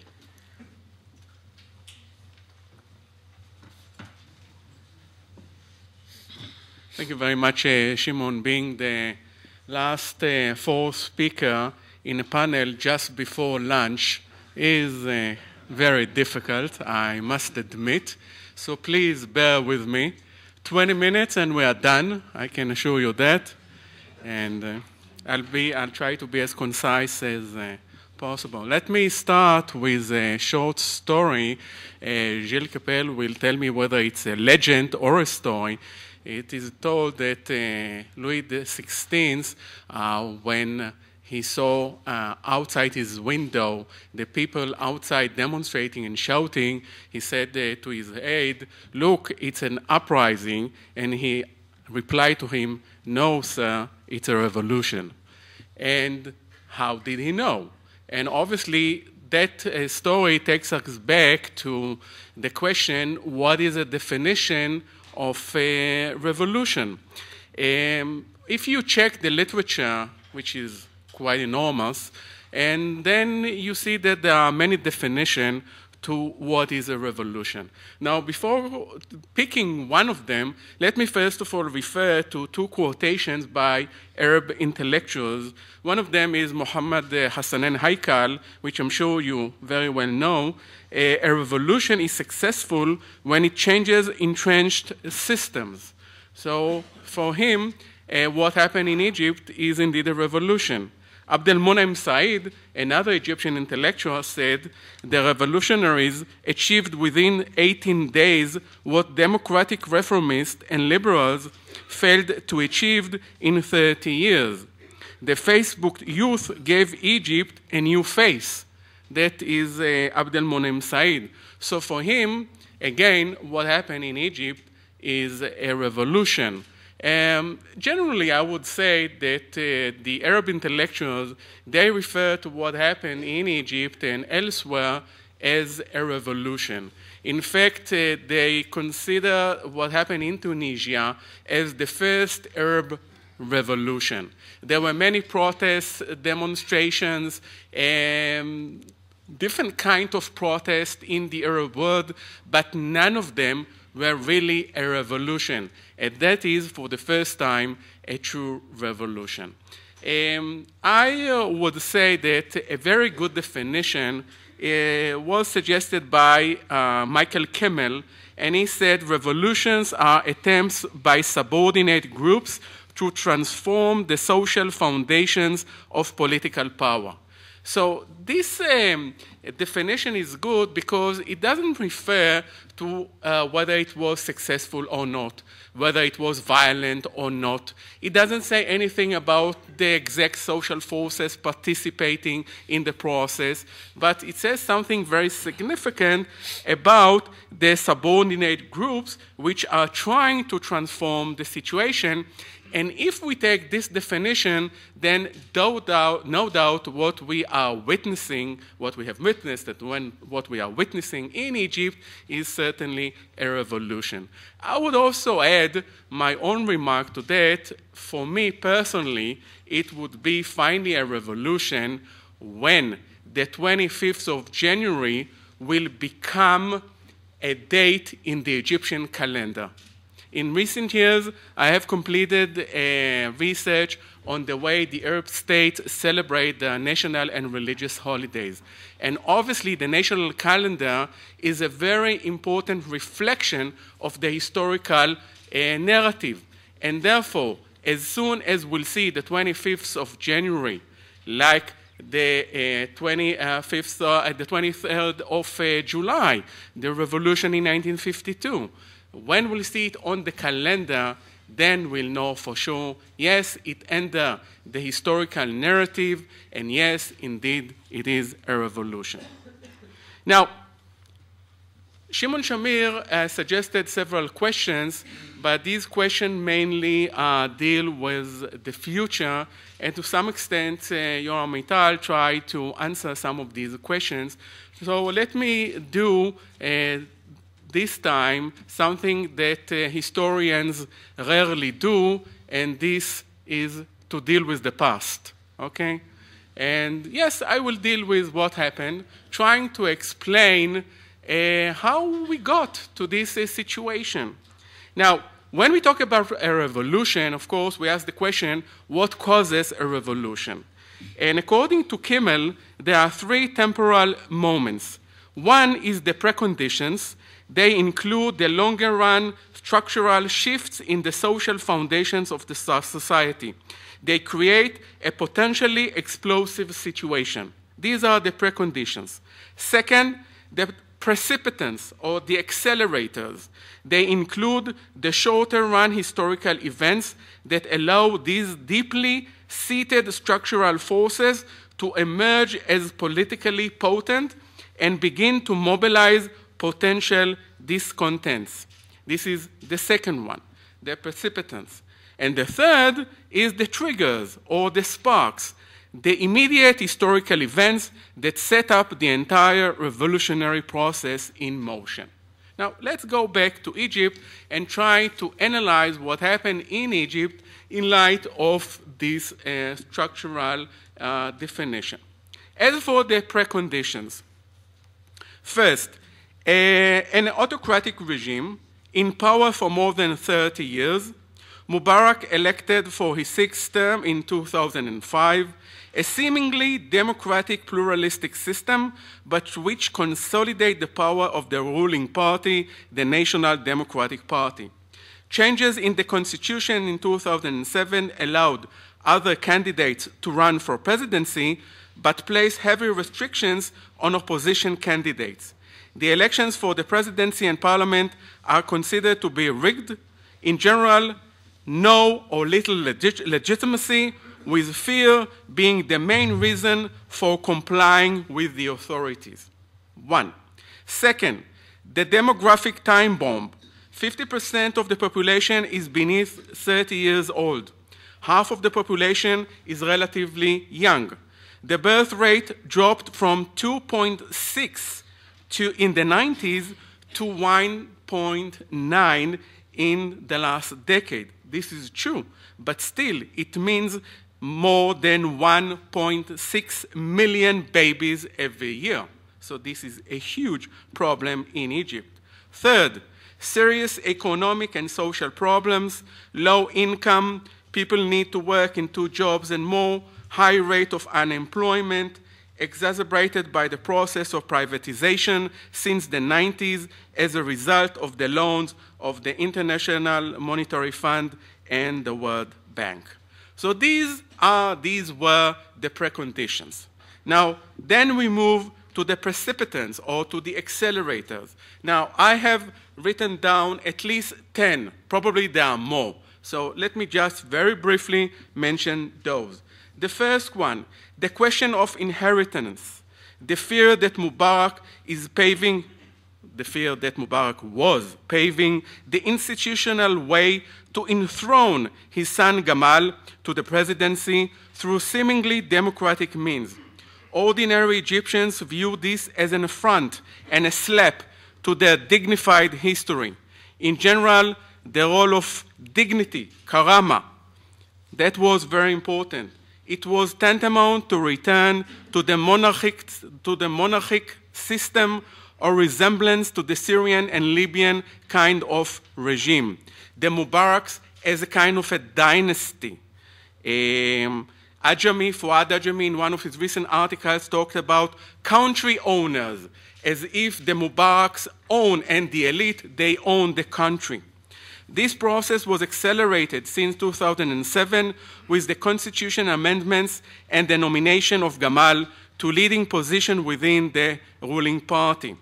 In addition, the continuation of the emergency law, first enacted in 1958 and in effect since 1967, except for an 18-month break in the 80s, reimposed following Sadat's assassination. Under the law, the government has the right to imprison individuals for any period of time and for virtually no reason, thus keeping them imprisoned without trials for any period. Second, rigged elections to the parliament in November 2010, in which no member of the Muslim Brotherhood entered parliament. That was in contrast to the 88 members they had in the previous parliament. Only 15 opposition members out of 518 in the last election.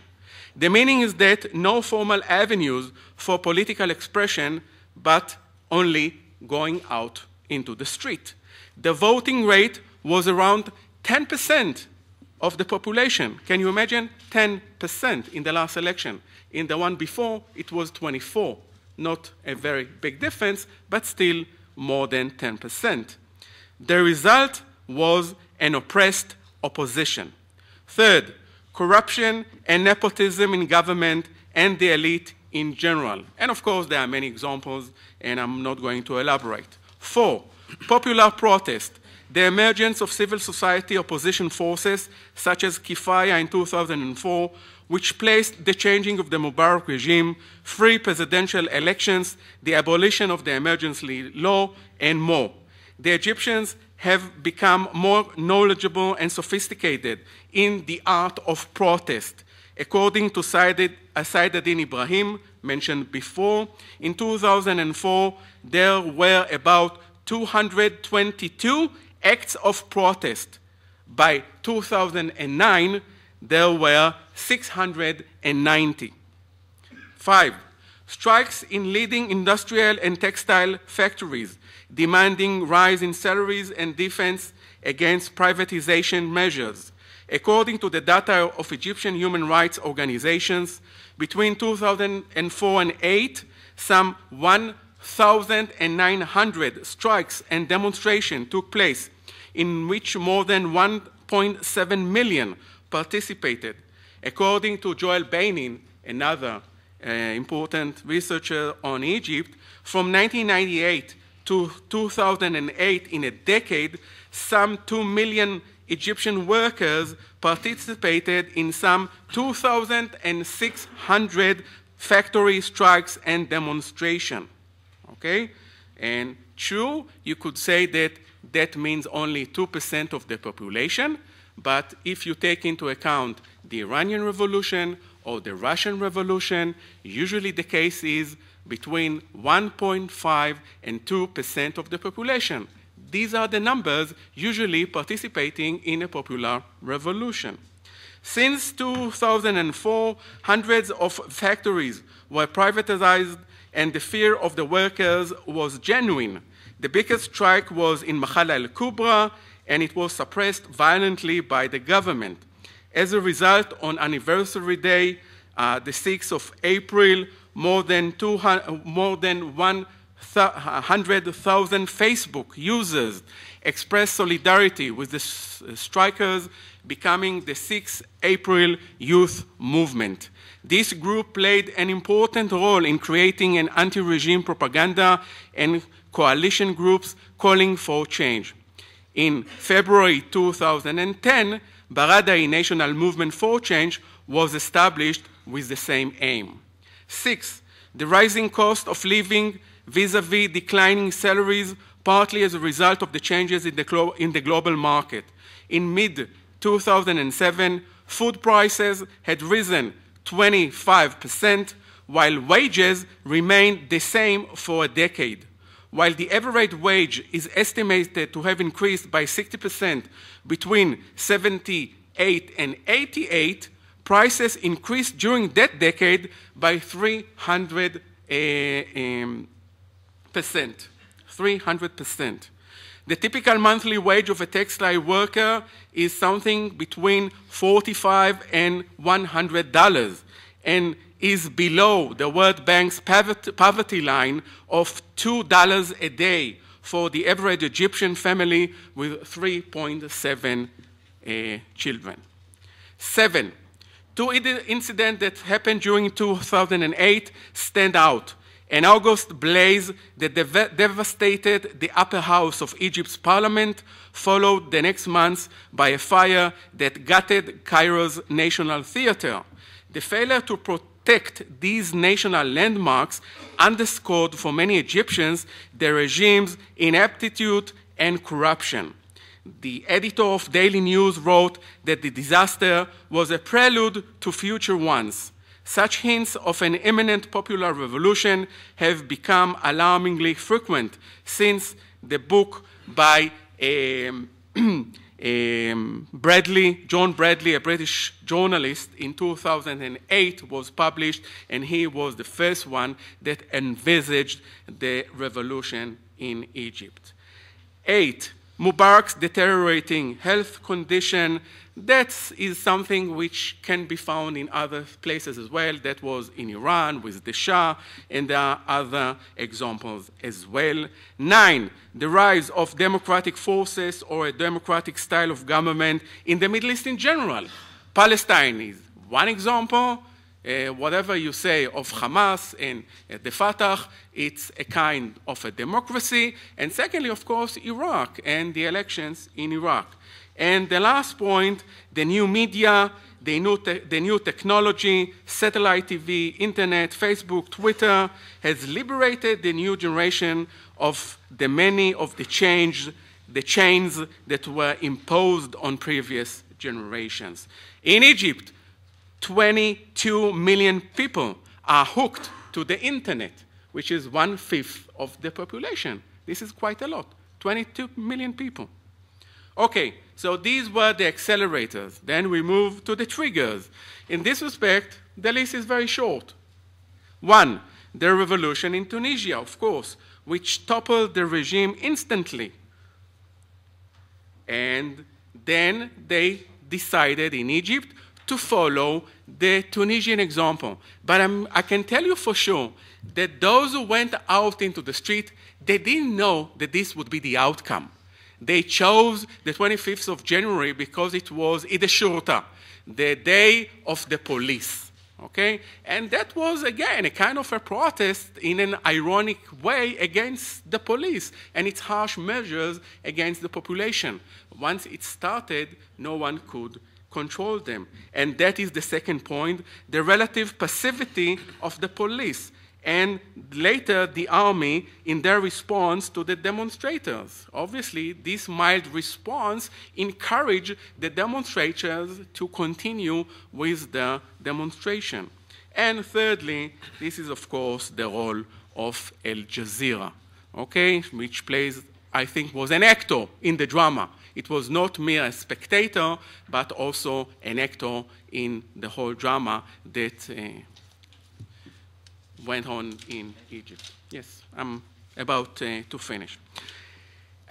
So that was how we analyzed what happened, what were the reasons. Now, here in this respect, obviously, sometimes people, they come with the question, okay, if you analyze it in such a structural way, why couldn't you, the scholars in general, envisage or to say in advance that that is going to happen in Egypt? And I would say, in this respect, that the first 2 sections can be analyzed in advance. I mean, you can say a lot about the preconditions, you can say a lot about the accelerators, but you can say very little about the triggers.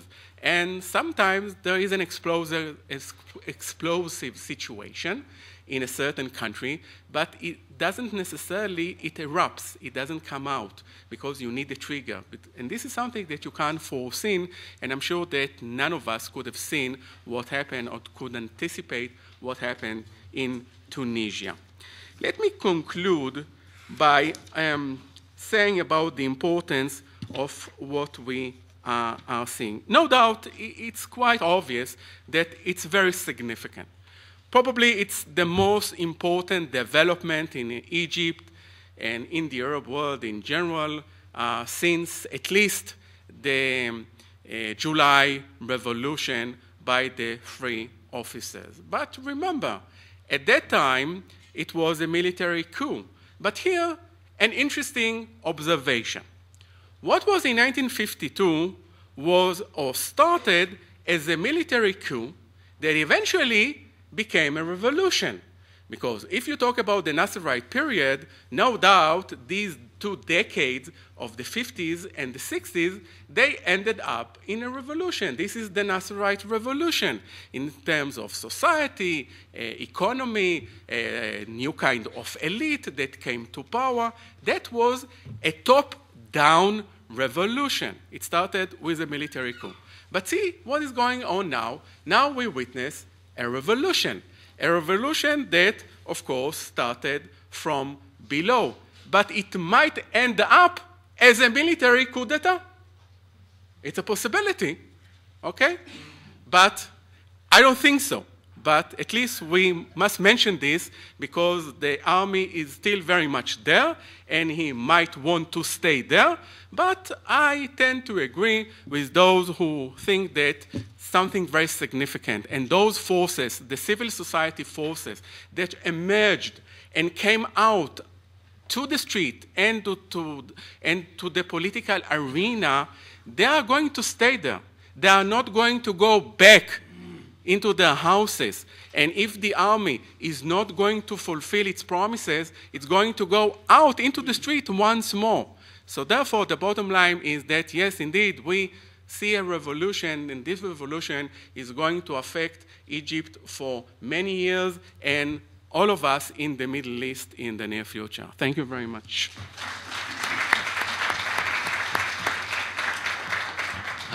Thank you, Eli.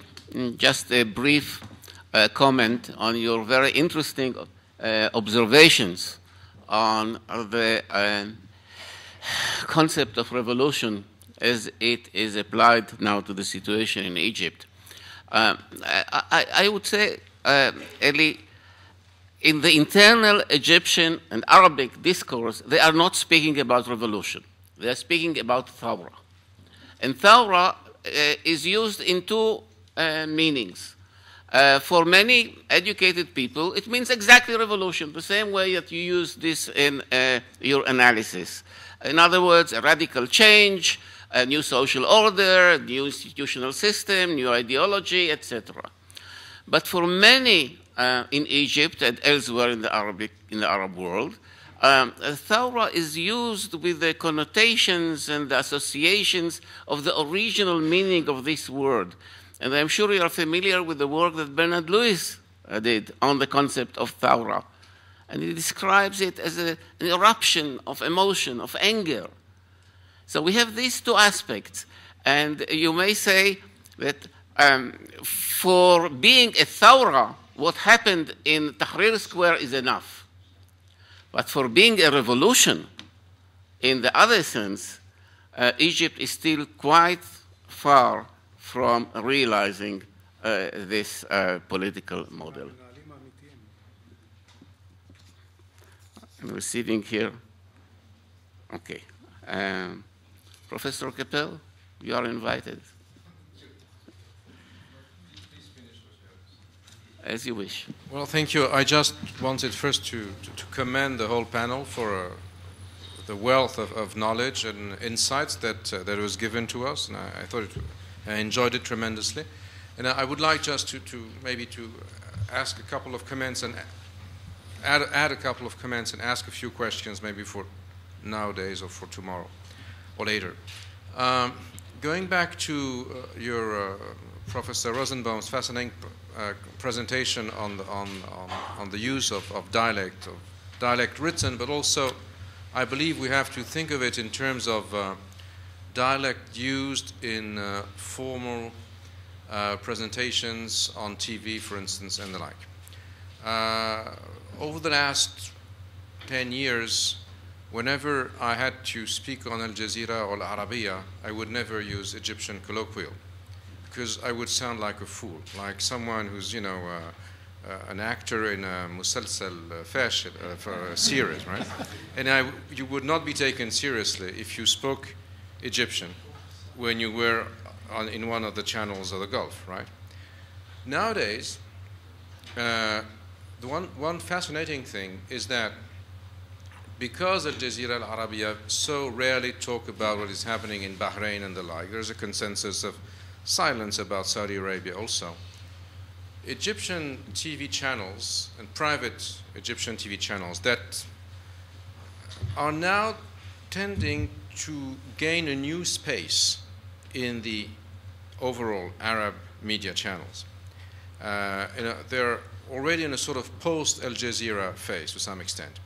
And on those channels, you function entirely in Amiya, in Egyptian dialect. So there is something in the making here, which I believe has to do also with the fact that with this thawra, wherever you say it means, with this thawra, Egypt is trying to regain the centrality it has lost over the last 2 decades in the Arab world. And this is something which none of us has underlined, that I believe it's very important that, you know,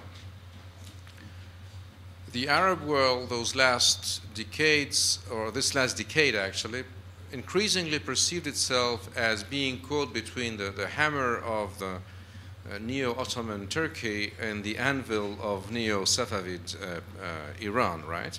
With no big Arab actor, no big Arab player visible. And particularly Egypt, with its 85, 80 plus million inhabitants, did not really play its role.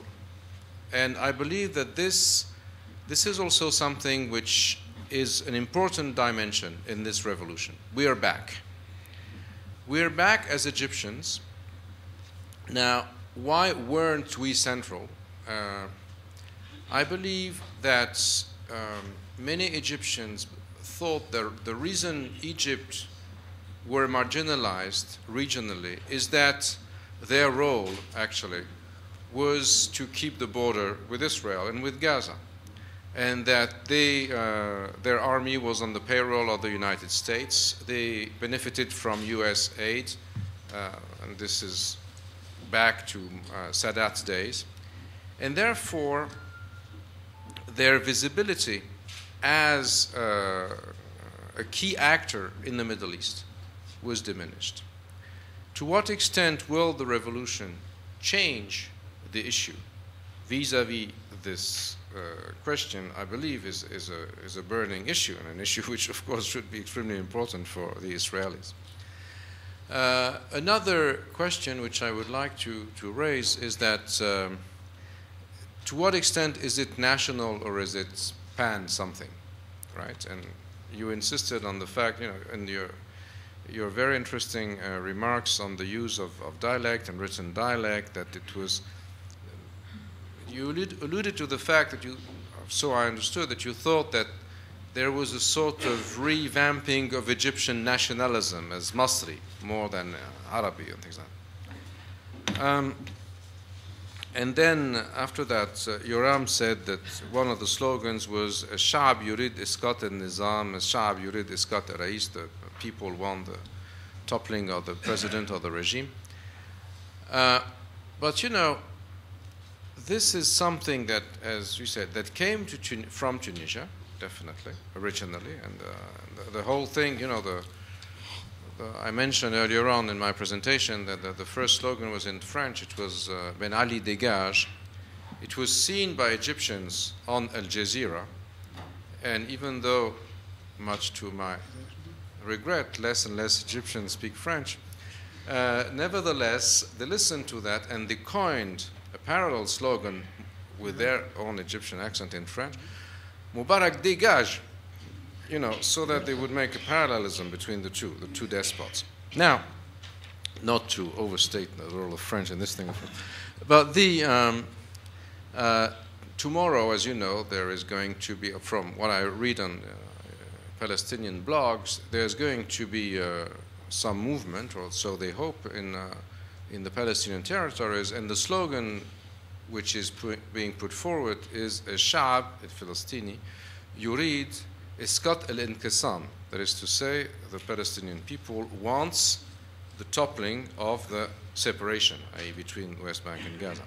So, you know, I believe that the vocabulary which is being used in the revolution is being adapted to different grammars, or different syntax, if you'd rather, right?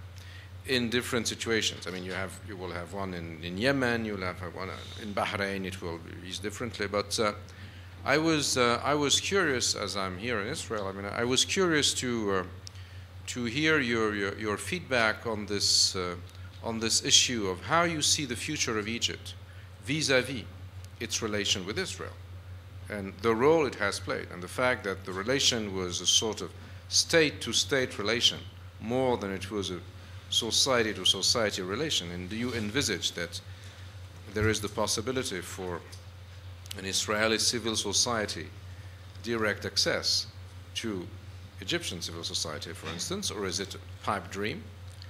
And B, what do you think will be the impact, in your judgment, in your assessment, of the Isqat al-Nizam slogan in Egypt to the Isqat al-Inqisam slogan in the territories? Thank you. Thank you, Professor Keppel, for your very, very interesting comments and questions. But I must consult the organizers. Do we have time now to start a discussion of these issues? It can be done later. I mean, it's just Okay. Okay. So we should bear in mind your intervention now, and I am afraid. I'm afraid that at this point we must adjourn. Let me thank the panelists and for their interesting presentations. And the next session will be at 3 o'clock, and I hope that at this time we'll be able to go back to some of the issues you raised.